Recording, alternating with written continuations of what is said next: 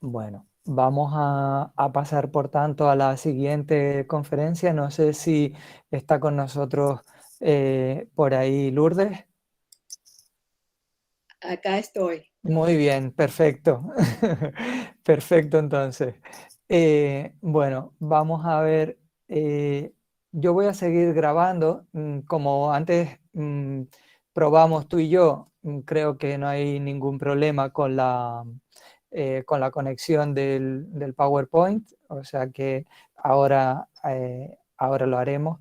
Mm, Sí quiero decir dos líneas. Bueno, Lourdes, a quien conozco desde hace un montón de años a través de un amigo común, de Carlos. Sin embargo, después de todos esos años, esta es su primera participación en nuestras jornadas y ella es ingeniera industrial, es cubana de nacimiento, trotamundos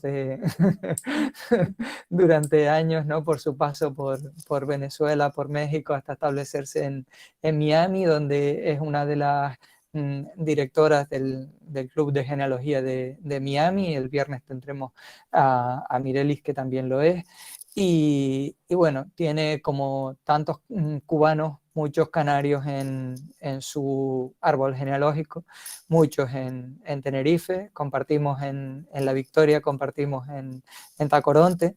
Y hoy su conferencia va precisamente a tratar de la presencia canaria en los primeros protocolos notariales de La Habana. Habíamos puesto en el título de la conferencia 1578-1587, pero es realmente 1588. Y bueno, eso es lo que vamos a tratar. Como Igor te ha dado más tiempo, tienes un ratito más incluso. Espero no tomarme todo el tiempo, ¿eh? Vale, A perfecto, ustedes. porque eso permitirá hablar también y bueno, compartir el ratito de otra manera. Así que adelante, cuando tú quieras, yo quito mi micro y te dejo la pantalla para ti. Bienvenida. Comparto entonces.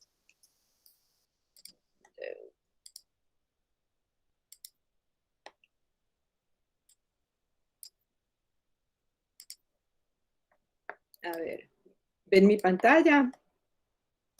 Sí, perfecto, Lourdes. Ok, perfecto. Bueno, pues buenas tardes a todos. Hoy, como Toño ya les dijo, voy a hablar un poco sobre la presencia canaria en los primeros protocolos de La Habana. ¿Quiénes eran estas personas? ¿De dónde venían? ¿A qué se dedicaban? ¿Y qué lazos personales establecieron en Cuba? La Habana fue la sexta villa fundada por orden de Diego Velázquez de Cuéllar en 1514, no donde la conocemos hoy, sino al sur de la isla. A los pocos años se trasladó a la costa norte en la desembocadura del río Almendares y pronto después queda el asentamiento permanente en el puerto de Carenas, a la entrada de la bahía. Pocos años después de su asentamiento final y los descubrimientos de la Nueva España y tierra firme, La Habana se convirtió, especialmente después de 1561, en paso obligado de las flotas que, cargadas de oro, plata y productos de las Américas, partían del Nuevo Mundo a España, y de los que venían de España cargando los situados para las tropas y mercancías procedentes del Reino y Europa. Esta posición privilegiada de La Habana trajo no solamente oportunidades comerciales, sino también grandes peligros para la villa. Aparte de las pérdidas ocasionadas por los fenómenos naturales, La Habana se vio asolada por piratas y corsarios. El peor ataque de todos fue en 1555, cuando Jacques de Saux entró a la ciudad y no se conformó con robar cuanta cosa encontró de valor, sino que dejó la ciudad en escombros. Para los pobladores de aquella época y hoy en día, nosotros los historiadores y genealogistas, este ataque fue devastador, porque se perdió toda la documentación oficial anterior, además de los libros sacramentales de la parroquial mayor. Para lograr el propósito de este trabajo nos hemos basado en las pocas fuentes primarias disponibles fuera de la isla en formato físico o digital. Las fuentes más antiguas que tenemos para conocer cómo era la vida en La Habana durante los primeros años después de la conquista y que nos permiten una clara visión de la población, desarrollo y vida cubana en el primer siglo de la colonia, son las actas capitulares, los protocolos notariales, los libros sacramentales de la Parroquial Mayor de La Habana y, por supuesto, los documentos del Archivo General de Indias. Afortunadamente para quienes vivimos fuera de Cuba, tanto las primeras actas capitulares como los primeros protocolos notariales fueron extractados y publicados durante la primera mitad del siglo XX. Los libros de baraja de la hoy Catedral de La Habana fueron digitalizados y publicados en línea por la Universidad de Vanderbilt hace unos años. Los protocolos notariales nos van a dar nombres, naturaleza, oficio, estatus jurídico, económico y social de los personajes. Las actas capitulares nos muestran la participación de estas personas en la vida político-administrativa de la villa, además de posesión de tierras. Por último, los libros sacramentales nos indican los enlaces personales que establecieron estos personajes durante su estancia en la villa. La base para este trabajo, como ya les dije, fueron los protocolos notariales de Juan Pérez Borroto y Martín Calvo de la Puerta, que van de 1578 a 1588, con lagunas intermedias, y fueron indizados y extractados por la historiadora María Teresa de Rojas a mediados del siglo pasado. Y aunque es solo una pequeñísima muestra que encontré en el Internet, la propuesta de inventario analítico digital de los documentos notariales cubanos del siglo XVI, 1589 a 1593 del Archivo Nacional de Cuba, ha servido para seguirle el rastro a dos de las personas que vemos en los 3 volúmenes publicados. Hemos utilizado los protocolos como base porque son los documentos que más información nos proporcionan sobre los personajes, ya que las actas capitulares rara vez mencionan la naturaleza de las personas. Con sus asientos de transacciones, compraventa, poderes, obligaciones y testamentos, nos permiten ver las relaciones comerciales, el estatus jurídico y social tanto de pobladores como transeúntes. Los 3 tomos publicados de las actas capitulares del Ayuntamiento de La Habana son los documentos más antiguos que tenemos para saber cómo funcionaba el aspecto político-administrativo de la villa y cómo transcurría la vida urbana. Abarcan los años 1550 hasta 1578. Y de estas actas hemos extractado las listas de votantes y mercedes de tierras como indicativo de vecindad. Por último, los libros de baraja de la Parroquial Mayor de La Habana, que nos indican las relaciones personales que establecieron los primeros canarios en La Habana. El libro de bautismos va de 1590 hasta 1600, y el de matrimonios comienza unos pocos años antes, en 1584, y va hasta 1622. El libro de entierros comienza mucho más tarde, en 1613, y no tenemos acceso a él. Utilizando la información obtenida de los protocolos, se procedió a contrastar los nombres con las actas capitulares, en las que aparecen las mercedes de tierra y nombres de vecinos electores.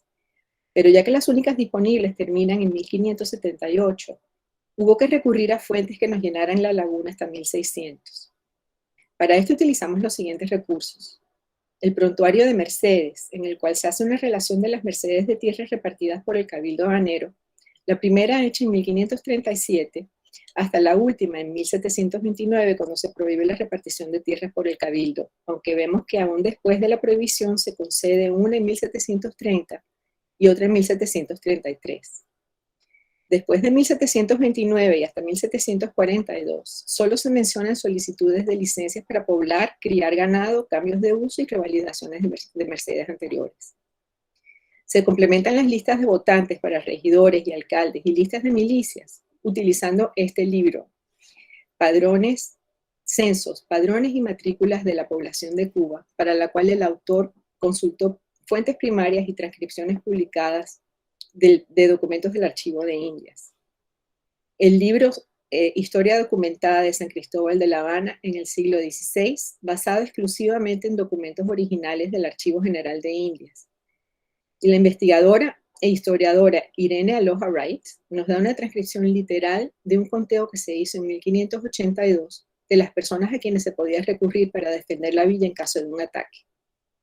En este padrón se nombran vecinos principales, sus hijos mozos, personas que viven de su trabajo y sus hijos mozos, indios, negros, zorros y estantes sin hacienda ni familia que había en La Habana y Guanabacoa. El padrón dice que hay muchos isleños que van haciendo sus haciendas y venden sus vinos, pero no los mencionan. Y dada la naturaleza militar del padrón, no se mencionan las mujeres ni niños menores. No podía faltar la consulta en documentos de pares y las copias fotostáticas y transcripciones que utilizó el historiador cubano Leví Marrero para su obra de 15 tomos, Cuba, Economía y Sociedad. Esta colección ha sido de gran utilidad porque incluye muchísimos documentos que no están digitalizados en pares. A estas alturas ya se preguntarán por qué no he mencionado el catálogo de pasajeros a Indias como fuente. Y la respuesta es que, siendo los canarios el segundo grupo en cantidad de inmigrantes a La Habana y a Cuba después de los castellanos, no tienen la misma representación que hay de los peninsulares en las listas de pasajeros a Indias. Esta relativa ausencia se debe a que en 1511 Fernando el Católico permitió que los canarios viajaran al Nuevo Mundo solamente con licencia del capitán de la nave, sin más información, solamente apuntando los nombres, y permitió además que los canarios comerciaran libremente los productos de la tierra en las nuevas colonias. Esto provocó constantes protestas por parte de los andaluces y la Casa de Contratación, y duró hasta que en 1566 Felipe II instaló un juez de registros en La Palma y luego también en Tenerife y Gran Canaria. A partir de esa fecha había que solicitar licencia, pero no se llevó a cabo rigurosamente ya que hubo bastante corrupción. Además de que en algunos años se dio prioridad a reemplazar habitantes en algunos lugares que por alguna razón comenzaban a despoblarse en las Indias. También vemos que hubo peninsulares y extranjeros a quienes se les prohibía la salida en la península y se dirigían a las Canarias, donde había más probabilidades de poderse embarcar. Así también como pasajeros que no llegaron a la salida de su barco en Sevilla y luego se iban a las Canarias para emprender el viaje. Se añade a esto a que en el último tercio del siglo XVI, los precios de embarque a las Canarias, a Cuba, comenzaron a descender porque los viajes se hicieron más frecuentes y muchas naves salían de las Canarias directamente a Cuba sin esperar a integrarse a las flotas.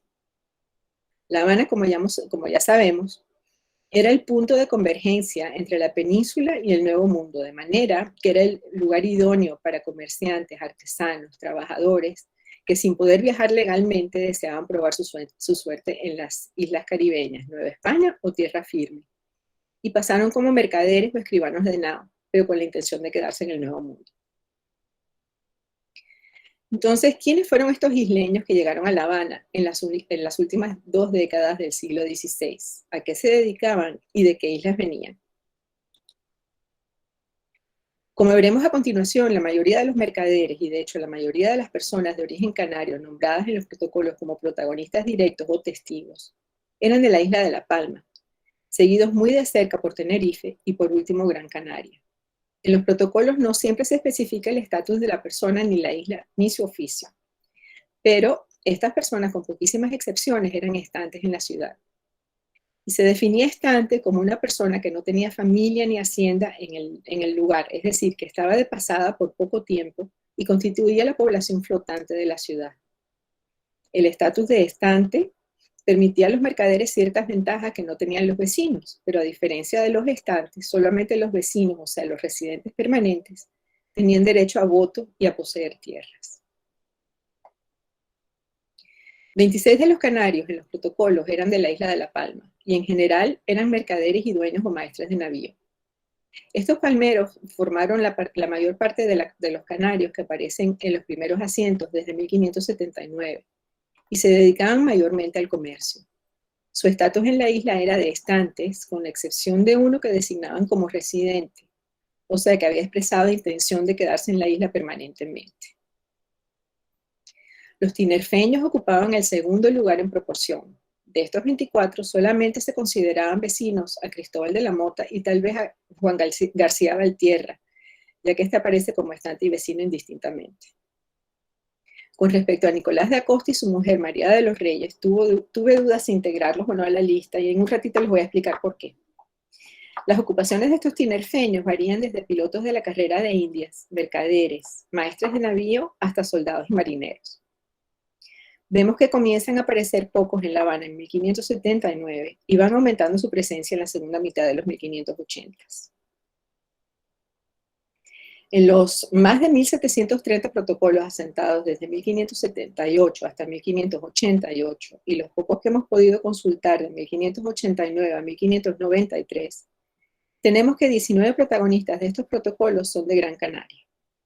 No siempre se menciona su estatus en La Habana, pero sabemos que 2 de ellos eran considerados residentes, y salvo Miguelito y Pedro, que eran esclavos, a los demás se les consideraba estantes en la villa. Como pueden observar, los procedentes de Gran Canaria, con excepción de Diego de Narea y Rodrigo Alonso de Herrera, aparecen en los protocolos a partir del año 1586. Por desdicha, en algunos protocolos no se precisa la isla, sino que utilizan una descripción general como Islas de Canarias o Canarias, como es el caso de los hermanos Diego y Juan Cabrera Betancor, de quienes hablaremos un poquito más tarde. En resumen, podemos decir que los palmeros fueron quienes llegaron a La Habana en mayor número desde épocas más tempranas, que el volumen de tinerfeños aumentaba a medida que transcurrían los 1580s, y que los de Gran Canaria llegaron en su mayoría a partir de 1586.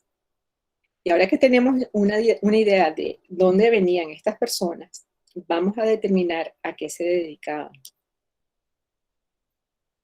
La mayor parte de las transacciones en las que participaban estas personas eran de carácter comercial, ya fuera como mercaderes trayendo productos de Europa, mandando producto americano o dineros de vuelta, o bien como testigos en transacciones. Los mercaderes, por ejemplo, traían o eran encargados de traer, entre otros productos, vino de las Islas de las Canarias, textiles de Francia y Holanda, sedas, brea y harinas que vendían no solamente en La Habana, sino en toda la cuenca del Caribe. Más tarde, además, traerían esclavos. El comercio de vuelta a España consistía mayormente de metales preciosos, cueros, tintes tales como el añil de Honduras y en menor escala, cochinilla y palo de Campeche de México. Se exportaban también plantas medicinales como el guayacán y la zarzaparrilla, que se pensaba combatían la sífilis. Pero era tal la demanda de los tintes que se protegían tanto como a la plata. El añil producía un color índigo y el palo de Campeche de Yucatán un tinte rojo, ambos de origen vegetal. La cochinilla o grana producía un color rojo muy apreciado por los textileros europeos y se obtenía de un insecto parasítico del nopal. El producto de exportación cubano de mayor valor y en mayor volumen eran los cueros y en mucho menor escala el tabaco y maderas de ébano y caoba. De hecho, la estantería de madera del Archivo de Indias fue elaborada utilizando maderas cubanas.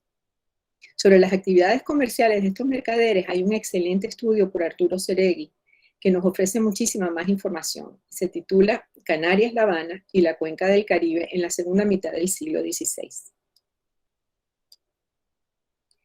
Se me hizo muy curioso que algunos de estos personajes parecían más residentes fijos que estantes, ya que su presencia abarcaba mucho más del tiempo que usualmente duraba el permiso de permanencia en Indias a mercaderes y hombres estantes.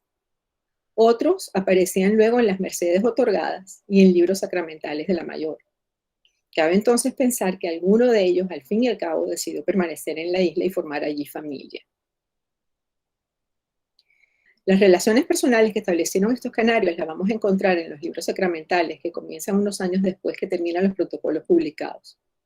Pero el establecer correlación entre estos canarios que aparecen en los protocolos y aquellos que casan en la mayor se dificulta, dado que en muchos casos los nombres son relativamente comunes y solamente se menciona un apellido en uno u otro documento. Como ya hemos mencionado anteriormente, los libros sacramentales más antiguos que poseemos son los libros de baraja, de bautismo y matrimonios de la Parroquial Mayor de La Habana. De estos 2 libros, el de bautismo es bien parco en lo que respecta a la naturaleza de los padres del bautizado, no así el de matrimonios. En la mayoría de los casos, en las partidas de matrimonio, se expresa el origen y filiación de uno o ambos de los novios que casaban en la mayor. Esto no quiere decir que algunos de los novios de quienes no se menciona naturaleza no hayan sido también canarios, ya que a través de los protocolos sabemos que muchos que ya residen en La Habana desde 1579 como estantes los más y vecinos los menos. Ya para cuando comienzan estos libros, había pasado al menos entre 5 y 11 años desde que estos canarios estaban en la isla. Para entonces, vemos a varios protagonistas de los protocolos como padrinos en matrimonios, padres de novios o como dueños de esclavos que se bautizan. Veamos algunos de ellos. Cosme de Abreu aparece por primera vez en los protocolos como maestre del navío Santa Ana, estante en La Habana desde 1579. Cosme vende su navío a García de Vergara en 1579, pero continúa en La Habana y aparece en numerosas transacciones hasta el año 1586, cuando aparece como maestre del navío Nuestra Señora del Rosario. Catalina de Abreu es una hija del tinerfeño Cosme de Abreu y Juana Casenas, que queda en Cuba y tiene hijos en La Habana. Catalina casa con Diego Valenciano el 28 de enero de 1598. No sabemos si Cosme permaneció en La Habana, pero sin duda Catalina sí lo hizo y tuvo descendencia allí al menos hasta el año 1605. Y como dato curioso, la dote de Juana de Casenas en Garachico fue el primer asiento del extravagante de 1572 en los protocolos de Gaspar de Cejas. En los protocolos de La Habana vemos a un Manuel Tejeda Rivero, vecino de la villa, pero no sabemos su naturaleza. Él y su mujer Francisca de Cárdenas tienen un hijo llamado Juan. Son padrinos en un matrimonio de 1587 y vemos unos cuantos bautismos de sus esclavos en la mayor hasta 1596. Luego, en el libro de Bayamo, y en un ratito les explico lo que es este libro, aparece un Manuel Tejera Riveros, natural de El Tuneral, que casa en Bayamo con María de Estrada y Tobar. Este libro nos confirma, el libro de Bayamo, nos confirma que Manuel Tejera Riveros de La Habana y el Manuel Tejera Riveros de Bayamo eran el mismo, ya que dice que Manuel había casado en La Habana con Francisca de Cárdenas, hija de Melchor Rodríguez y Catalina Sánchez. Además, nos da 2 generaciones de la ascendencia de Manuel, quien era hijo de Juan Tejera y Ana Betancourt, y nieto paterno de Diego de Tejera y María Riveros. Manuel, el padre de Francisca, al parecer ya viudo, Manuel Tejera, al parecer ya viudo de Francisca, casa en Bayamo con María de Estrada y Tobar, hija de Andrés de Estrada y Leonor de Tobar Mazuelos, de las antiguas familias bayamesas de más abolengo extendidas y arraigadas. Otro tinerfeño, Juan Guerra, estante en La Habana en 1586, otorga ese año carta de pago a Juan de Ascanio y Francisco Hernández Gobea por 14 pipas de vino. Juan Guerra luego casa en la parroquial mayor con Constanza de Cárdenas, hija de Melchor Rodríguez y Catalina Sánchez. Constanza era hermana de la mujer de Manuel Tejera Riveros, el que acabamos de ver, y casa con Juan Guerra en 1589. O sea que Manuel Tejera y Juan Guerra eran concubinos. La partida de matrimonio no da nombres de los padres ni naturaleza de Juan, pero ya en 1591, aparece como vecino y mercader en la muestra de los protocolos de 1589-1593. Y Melchor, el padre de Constanza y padre de Francisca, ya estaba en La Habana desde antes de 1588 y había recibido merced del lugar Jiaraco, localizado al suroeste de la bahía de La Habana, el lugar llamado Anábana en Matanzas y en Pinar del Río uno llamado Virtudes. 2 siglos después, ese lugar llamado Jiaraco formaría parte del condado y ciudad de Santa María del Rosario, fundada por familias canarias. Aunque aparecen muchísimo estos 2 hermanos, Diego y Juan de Cabrera Betancourt, en los protocolos, nunca dan su naturaleza, pero esos apellidos sonaban muy canarios. Así que me puse a buscar y luego su naturaleza isleña solo la pude comprobar por medio de la licencia de pasajeros de Diego de Cabrera Betancourt, hijo de el licenciado Diego de Cabrera y Jerónima de la Cova. La fecha de la licencia fue el 18 de mayo de 1586 y dice que era de las Canarias, pero sin especificar qué isla. Ambos hermanos son integrantes de la Compañía de Infantería de Bartolomé Cepero en La Habana en 1586. El nobiliario de Canarias nos dice que Jerónima de la Cova, la madre de estos 2 hermanos, era hija del licenciado Cristóbal de la Cova y Catalina de Hervás, y hermana de Francisco de la Cova Machicao o Bachicao. Y luego verán que Francisco de la Cova Bachicao era de Gran Canaria. A Juan de Cabrera se le concede merced de un corral a una legua de otro de su propiedad, llamado Puerto de Mosquitos, en 1577. Y en 1589 su hija Jerónima casa en la mayor con Juan de Fiesa o Fiesca. El padre de Diego y Juan, el licenciado Diego de Cabrera, fue teniente de gobernador y juez de Indias y ya estaba en Cuba desde 1571. Y su ascendencia muy ilustre se puede ver en el nobiliario de Canarias.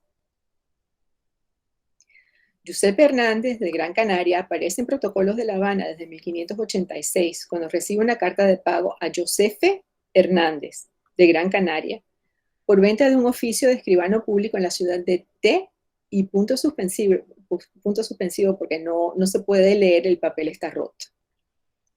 En enero de 1612 hay un matrimonio de Giuseppe Hernández con María de Vera en la Mayor, sin nombrar padres, de manera que pudieron ser viudos al casar. Lo que nos ata estos dos asientos es que hay una nota en pie de página en el artículo Gran Canaria y Cuba en el siglo XVI, historia de una relación de Manuel Lobo Cabrera, y nos dice que un Giuseppe Hernández, natural de Telde, se embarcó a La Habana como escribano en la nao Nuestra Señora de la Consolación. Tenemos a Francisco Díaz Pimienta y Franco, que es protagonista constante en protocolos habaneros desde 1579, no permanece en Cuba. Francisco es el padre del célebre almirante Francisco Díaz Pimienta y Mendizábal, cuya filiación y naturaleza ha sido muy controvertida dadas las discrepancias entre informaciones dadas por él mismo, en las que confirma su naturaleza habanera, y las opiniones de algunos historiadores. Francisco el Viejo no se habrá quedado en Cuba, pero sí dejó encargados de sus múltiples negocios en la isla a Alonso Ferrera, marido de su sobrina Juana, y a sus sobrinos Diego y Francisco, todos hijos de Felipa, su hermana, casada con Luis Álvarez Hernández en Punta Llana. Tanto los descendientes de Juana como los de Diego y Francisco adoptan el apellido Díaz Pimienta y dejan larguísima y relacionadísima descendencia en Cuba. Por cierto, la filiación de Francisco el Viejo en historia de familias cubanas es incorrecta.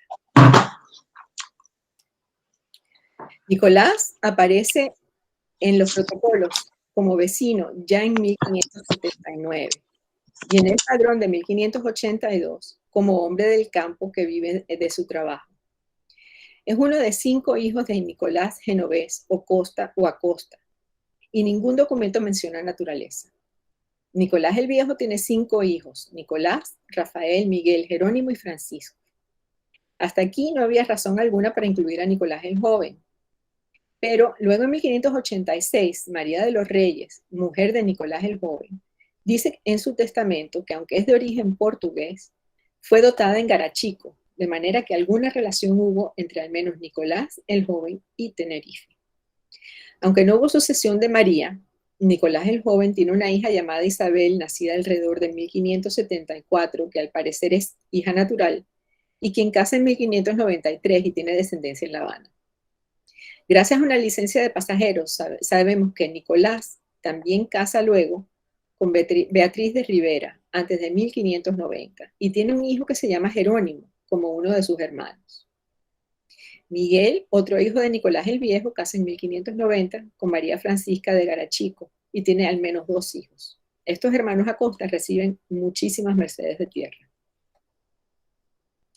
En 1579 tenemos a Rodrigo Alonso de Herrera, natural de las Canarias, y otorga poder a Francisco Pavón para que se encargue de sus asuntos. Luego en 1604 su hija Catalina casa en la Mayor con Francisco García. Tenemos también a Diego López Gordillo, tinerfeño, mercader, que vemos en los protocolos desde 1586, cuando contrata un fletamiento con Hernán Rodríguez Vela, y su estatus es estante hasta 1588. Pero ya en 1590 se le llama vecino, y ese mismo año, en otro protocolo, dice que su mujer es María Ruiz. Puede que sea el mismo Diego López que comienza a aparecer en protocolos ese mismo año de 1586 como mercader y curtidor. Diego es dueño de varios esclavos que se bautizan en la Mayor. Estos que acaban de ver son los personajes que hemos podido determinar con seguridad que permanecieron en Cuba después de 1588. Pero también hay unos cuantos homónimos de canarios que aparecen en los protocolos y que no ha sido posible identificar si son los mismos hijos o simplemente homónimos sin tener relación alguna con los originales. Tal es el caso de Gaspar Hernández. Este es un caso extremo. Parece que les gustaba mucho el nombre. palmero, piloto y mercader que aparecen en los protocolos en 1579. No nos ha sido posible determinar si es el mismo a quien se le concede merced de una tierra llamada Rancho de Juanes en 1591. Uno casado ya en 1591 con Inés de Salazar, otro que casa en 1592 con Leonor de Esquivel, o uno que en 1587 aparece casado con Mayor de Avellaneda. También tenemos a Sebastián Hernández, tinerfeño, que aparece en un protocolo de 1588 como tío y heredero de Francisco Martín, un soldado del Castillo de la Fuerza. No especifica estatus. Tenemos también que un Sebastián Hernández aparece ya como vecino en el padrón de 1582, y muy probablemente este último sea el mismo que recibe merced del Corral Sabanilla al sureste de La Habana. Perdón. Como Gaspar y Sebastián, hay otros más de apellidos y nombres comunes que pudieron haber permanecido en Cuba después de 1588. Este es uno de los casos que se me hizo más interesante. Benito Rodríguez aparece por primera vez en los protocolos en 1579 y por última vez en 1586. Benito Rodríguez y su mujer Catalina de Céspedes son los padres de Beatriz y de Luis, quien en 1602 casa con Ana de León, hija de Melchor Sardo de Arana y Luisa Farfán, y tienen hijos hasta al menos 1607. Ese mismo año, Benito y su mujer Catalina de Céspedes, en 1602, reciben un préstamo de 2.500 ducados para mejorar su ingenio y sirve de fiador su hijo Luis.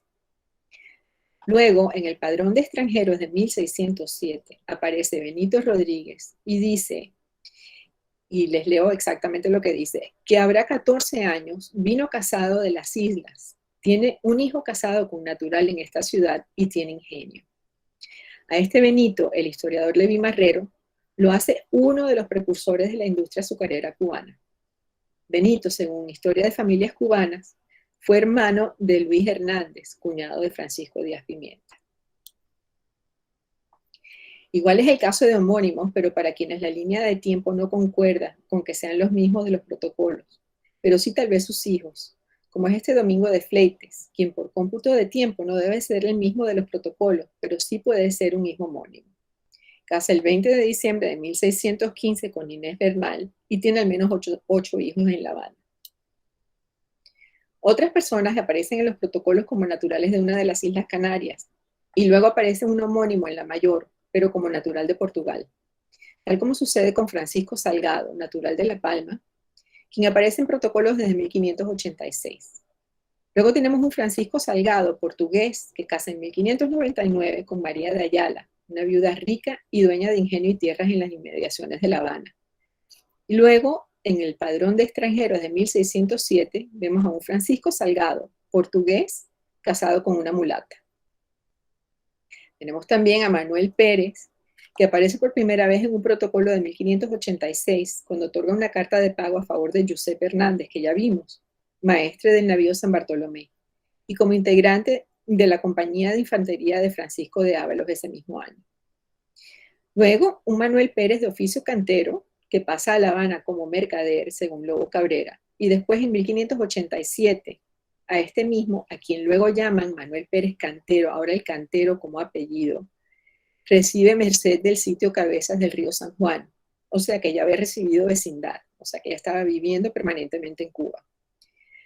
Después tenemos un matrimonio en 1602 de Manuel Pérez, sin más, natural de La Tercera, con María Rodríguez, viuda y vecina de La Habana.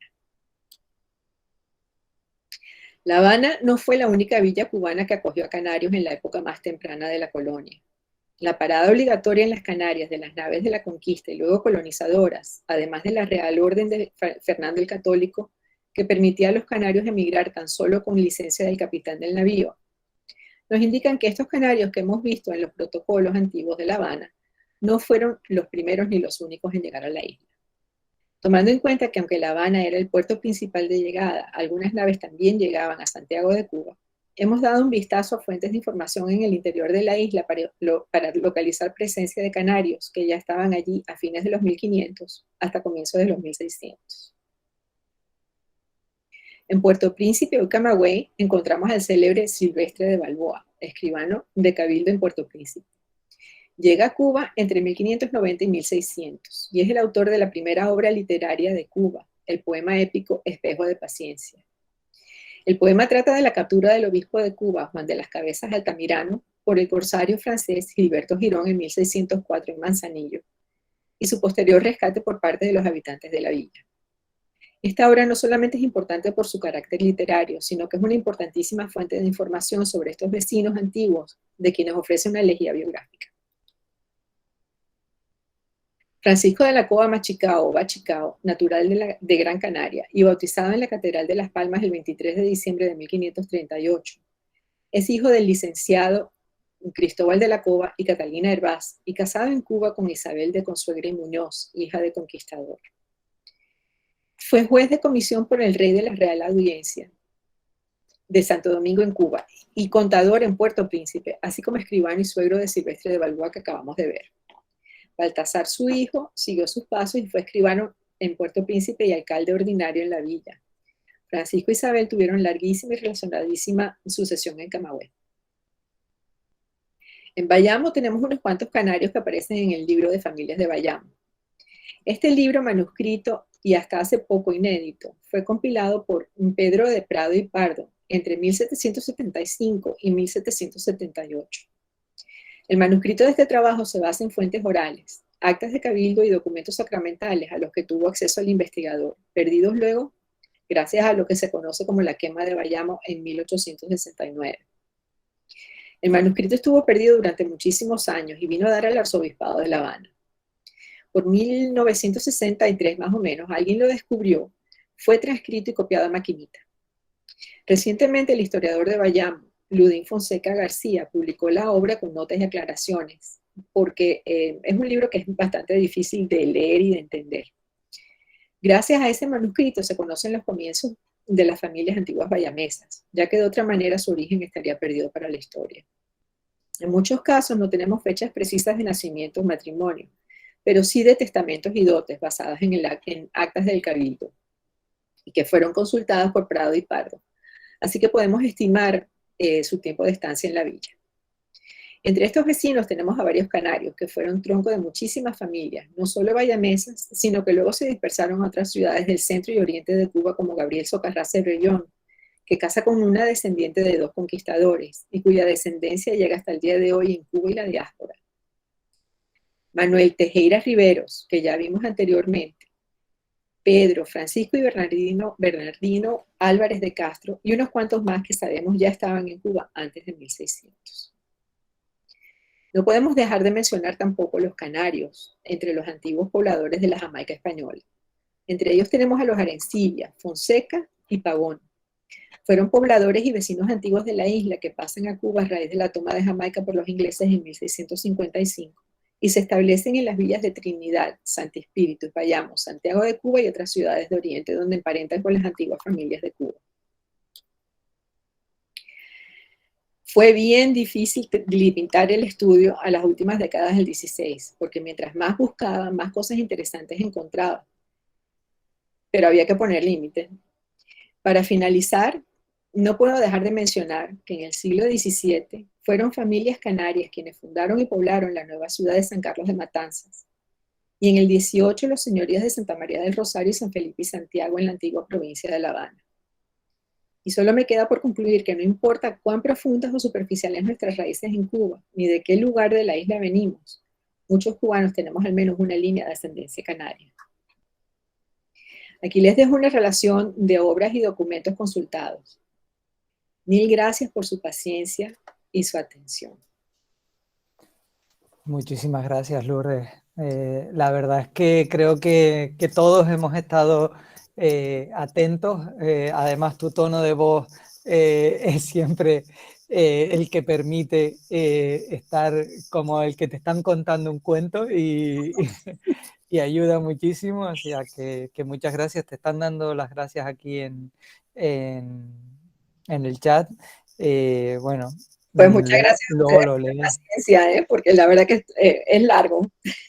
Bueno, es largo, pero como te digo, se ha contado como si fuera realmente eso, un cuentito de distintas familias que van por un lado, por otro y que incluso en algunos casos se van relacionando. No sé si mientras tanto van surgiendo preguntas, aparte bueno, de lo que te están diciendo, de lo enorme que ha sido el trabajo y de lo interesante que ha sido la presentación.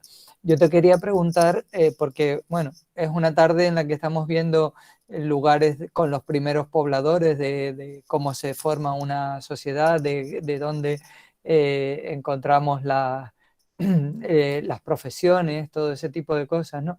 Y bueno, no sé si la gente quiere preguntar por ahí. Yo te iba a preguntar por dos personas que dejaste ahí, y no sé si realmente tienes algún dato más o no.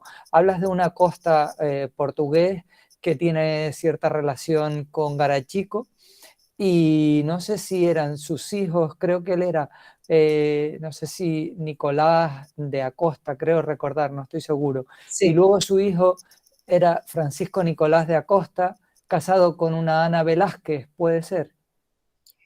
Em, sí, eh, de él no sé mucho más, de Francisco no sé mucho más. Posiblemente haya más en el libro primero de bautismos. Vale, no, no, Lo que yo consulté, el que yo consulté fue el libro cero, o sea, el libro de Baraja. sí. Luego viene otro que tal vez tenga algo más sobre la descendencia de él, pero no tengo más nada.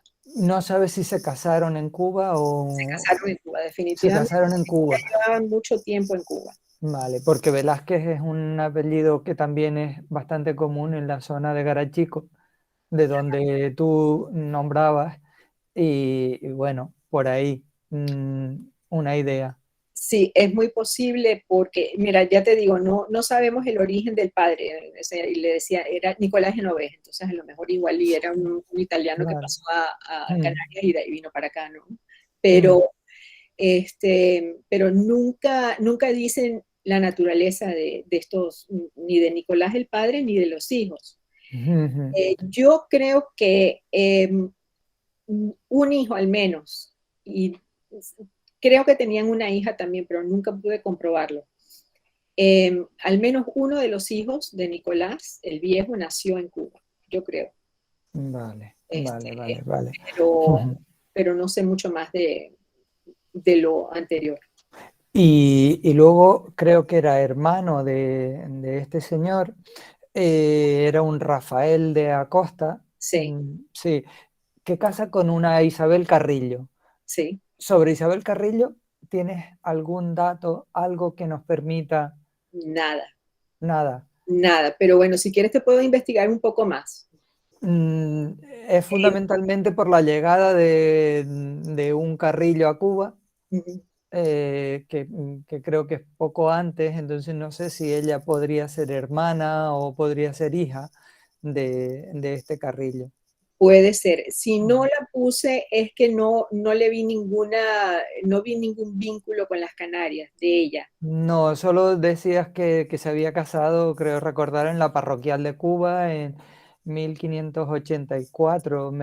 Vamos, no lo anoté, no lo anoté. 1584 creo recordar.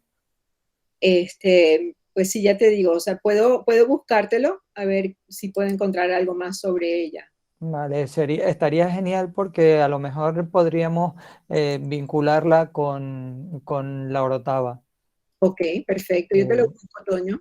Vale, pues te lo agradezco. Bueno, creo que todo el mundo se ha quedado ahí como extasiado O con tu charla atolondrado, porque... ¿Cómo? o extasiados o atolondrados. No, no, no, no, no.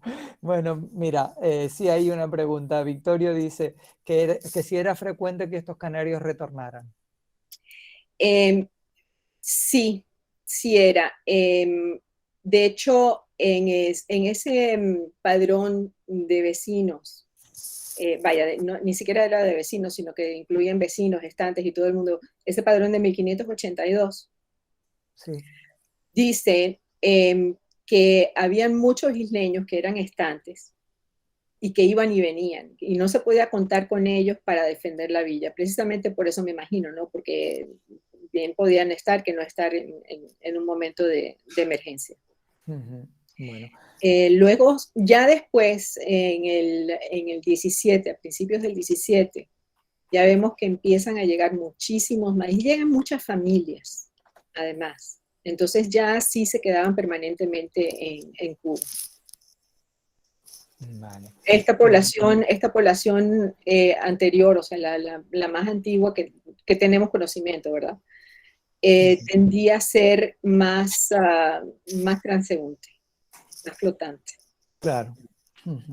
Mira, te pregunta Félix, aparte de que me dan la razón por aquí, de que fue ameno y que fue como un cuento, para que veas, nada, dice Mirelis también que ha sido maravilloso viajar a La Habana del 16. Y bueno, Andreina Molina dice que le encantó el trabajo y que por qué red social te puede seguir.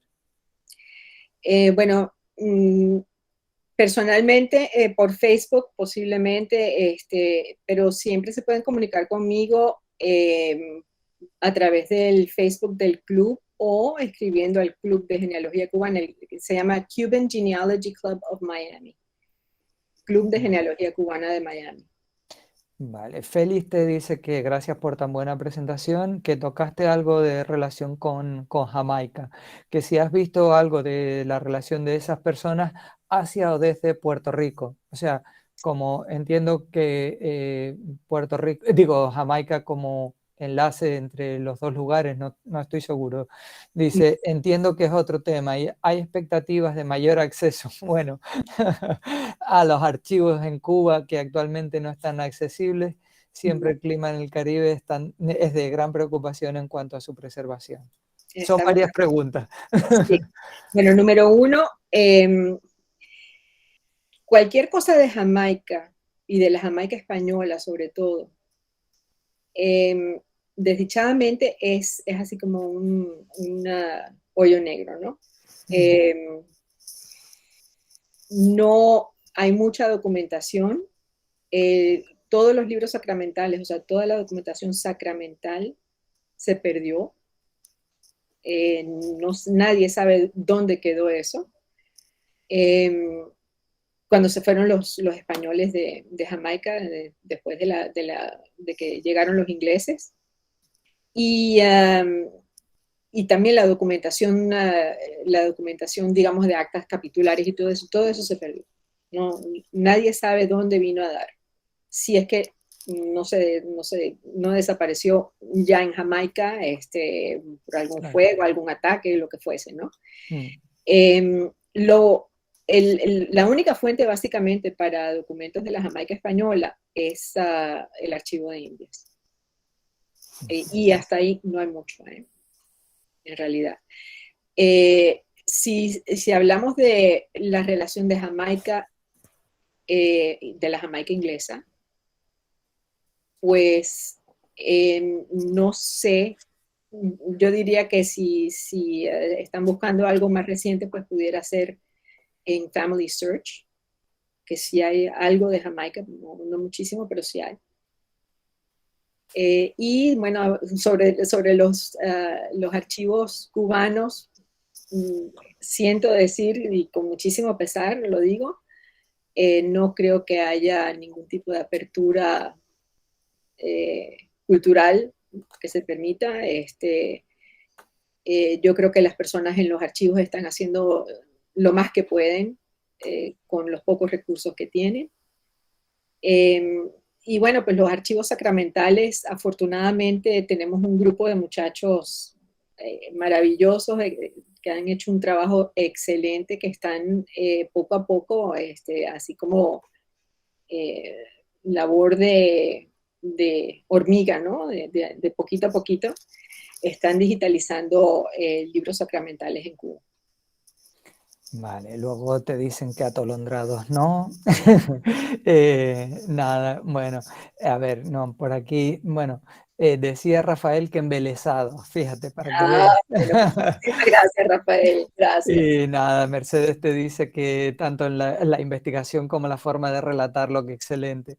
Victorio te hace otra pregunta, dice que si algunos usarían Cuba como puente hacia otras zonas del imperio en ese momento. Y que Definitivamente. sí, Sí, ¿no? definitivamente. En general,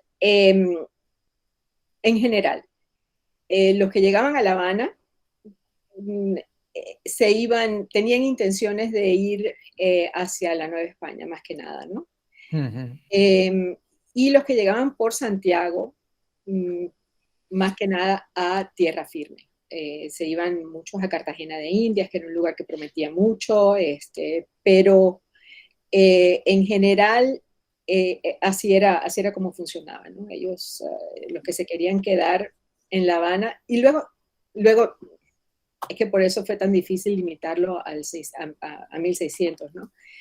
Luego, uno ve en los documentos antiguos, por ejemplo, en Santi Spíritus, vemos nombres que son tan similares, homónimos, a los de La Habana, estos antiguos de La Habana, que uno dice, bueno, pues tiene que ser, y ve también en los protocolos, uno ve cierta relación que tienen estas personas, estos protagonistas de los protocolos en La Habana, tienen cierta relación con personas en Santi Espíritu, por decir. Y luego hay una persona homónima en Santi Espíritu, pero no sabemos si es canario o no es canario, o si es la misma persona, ¿no? Mm. Entonces, poco a poco yo creo que a medida que se fueron abriendo las oportunidades en el resto de la isla, se fueron dispersando a otros lugares. Llegaban a La Habana o a Santiago y luego se empezaron a dispersar. Te pregunta Francisco Javier que dónde se podría buscar registros de entrada de canarios a finales del 19 o principios del 20 sobre la guerra de Cuba y posteriores. Donde único yo puedo pensar que existan esos registros sería en el Archivo Nacional. Vale. Bueno, te siguen dando las gracias. Fernando dice que nos has ofrecido una gran cantidad de datos expuestos con una extraordinaria amenidad, viajando de una orilla a la otra sin mareos. Y Iñaki te dice que esta presentación ha sido una magnífica película que nos ha permitido visualizar la impronta canaria en la Cuba del 16 con una impresionante narradora, que muchas gracias. Francisco Cejas te dice que Salgado hubo en el Hierro y en la actualidad también hay Ayala. Sí, Luego, Félix vuelve a repetirnos, dice que Cuba-Puerto Rico, o sea, el enlace era Cuba-Puerto Rico. Eh, los saltos, entiendo, saltos desde Cuba hasta Puerto Rico o desde Puerto Rico a Cuba. Santo Domingo. Vale, Bien, sí. vale. Nada, Francisco, lo mismo, enhorabuena, interesante, excelente. Bueno, nada. Bueno, dice Alicia que qué bien que estén digitalizando los libros. Sí, sí, Eh, la verdad que sí, estos muchachos están haciendo gran labor. mm, te dice Manuel que si hay datos de libros sacramentales, bautismos entre 1600 y 1650 en La Habana, Guanabacoa, San Juan del Padrón. Bueno, en La Habana sí, La Habana tiene los libros desde los libros de Barajas que comienzan el de bautismos en 1590, el de matrimonios en 1584. Tiene libros desde entonces. Hay alguno que otro que está perdido desde hace mucho tiempo, pero bueno, la mayoría están ahí. De Guanabacoa, el primer libro de bautismos eh, y matrimonios, creo, no existen. O sea, tenemos un índice, pero no están los libros. Creo que es el libro de bautismo, no está el libro. Pero el que tenemos comienza, si mal no recuerdo, en 1670 y tantos. De San Miguel del Padrón también comienza a fines del 17 y es San Miguel del Padrón. Así que 1600 a 1650 nada más la Catedral de La Habana. Bueno, nada, el resto son agradecimientos y diciéndote que qué interesante trabajo y qué buena ponencia, o sea que, y que se les pasó rapidísimo, para que veas. Bueno, muchísimas gracias a todos ustedes, de veras. Un millón. Nada, de verdad, Lourdes, muchas gracias y que no pierdas la costumbre, como decía ayer. Bueno, Bueno, bueno, bueno, te siguen dando las gracias por aquí. No nos queda nada más hoy. Vamos a terminar un ratito antes. Sí que les puedo decir que mañana sí que empezaremos a las 4:30, ¿de acuerdo? Con lo que abriré la sala pues sobre las 4:10, una cosa así, para que ustedes vayan entrando escalonadamente, aquellos que no tengan acceso en directo, ¿de acuerdo? Mañana empezaremos hablando de los cejas de hierro, luego haremos el viaje interior, como decía ayer, de la genealogía genética y terminaremos con Arturo Cuellar hablando de los canarios en México a través de sus descendencias. Nada, no me queda más que agradecerles todo lo que ayer criticaba y decía que teníamos que comportarnos en la sala. Hoy tengo que alabarlo, de verdad, porque hemos pasado 2 horas estupendas, no ha habido ningún contratiempo y les doy las gracias sinceramente por estas 2 horas. Voy a dejar de grabar y poco a poco vayan, si quieren, saliendo de la sala antes de cerrar eh, la, la, el aula, digamos, ¿no?